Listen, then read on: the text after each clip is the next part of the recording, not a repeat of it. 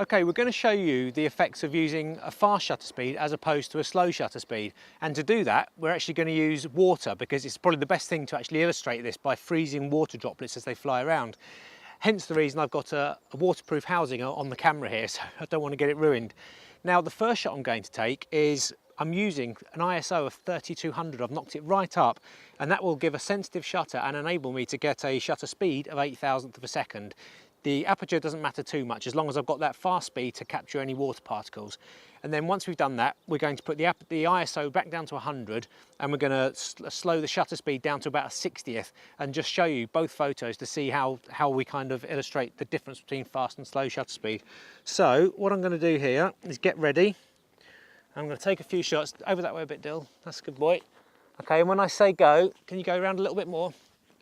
When I say go, I want you to just run towards me and spray me, okay? Right. 3, 2, 1, go. Sorry, Daddy. Now I'm hoping we'll have got some shots there, so I'm just going to dry the front of the camera off, and then we're going to change the camera settings.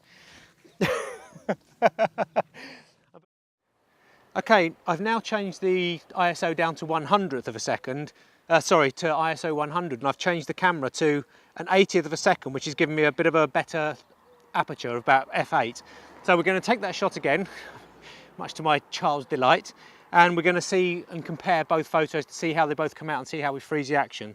So when I count to 3 then, Dylan, I want you to do the same again. Okay, 3, 2, 1, go.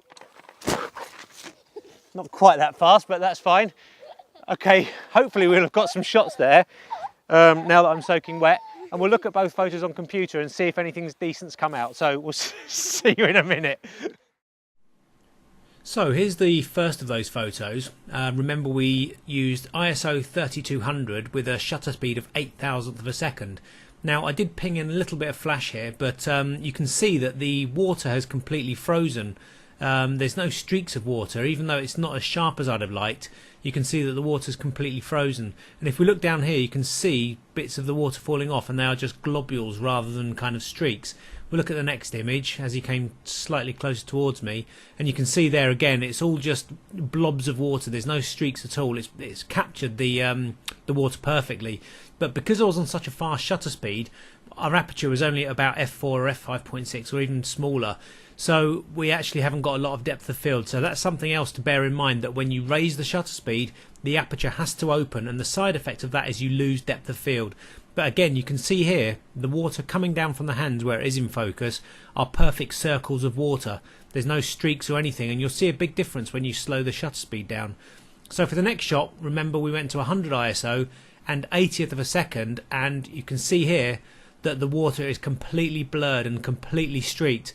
There is no globules of water at all. It is a much better effect for showing the speed of the water. But another downside of using such a slow shutter speed for fast action is, and I realised this once I was getting attacked with water, that obviously I moved quite a bit and we've got a bit of camera shake there.